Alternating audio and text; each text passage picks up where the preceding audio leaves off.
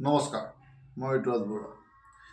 যোৱা 16 মাৰ্চ তাৰিখে অসমত কোড অফ কণ্ডাক্ট লাগিছে আৰু কোড অফ কণ্ডাক্ট লগাৰ লগে লগে প্ৰায় গভৰ্ণমেণ্টৰ পাৱাৰ শেষ হৈছে। আমি আজি জানো আহক যে চৰকাৰী বিষয়া নহয়, চৰকাৰী বিধায়ক, আমাৰ চৰকাৰৰ মন্ত্ৰী, মুখ্যমন্ত্ৰীসকলৰ কি পাৱাৰ সীমিত হৈ যাব।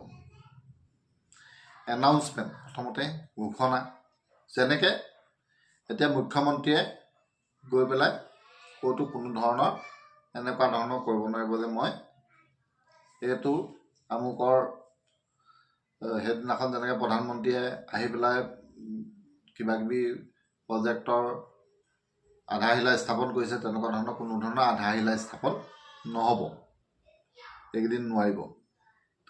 আৰু কোনো ধৰণৰ স্কিম বিটাব নোৱাৰিব। এতিয়া বিভিন্ন ধৰণৰ স্কিম, যেনেকৈ বিভিন্ন ধৰণৰ চৰকাৰী আঁচনি, সেইবিলাক কোনো ধৰণৰ এইকেইদিনত বিতৰণ কৰিব নোৱাৰে। তাৰপিছত অফিচিয়েল মেচিনাৰী, যেনেকৈ অফিচিয়েল মেচিনাৰী ইউজ কৰিব নোৱাৰে। চৰকাৰী কামতহে আগতে ইউজ কৰিবলৈ দিয়া হৈছে, কিন্তু এই ইলেকশ্যনৰ কেইদিন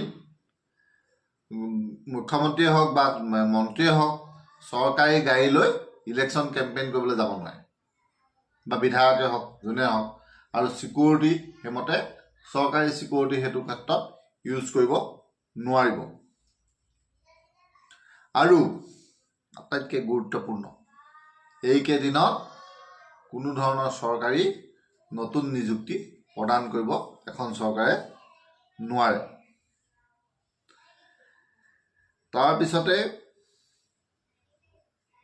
যিটো আমাৰ মেইন কথা হ'ল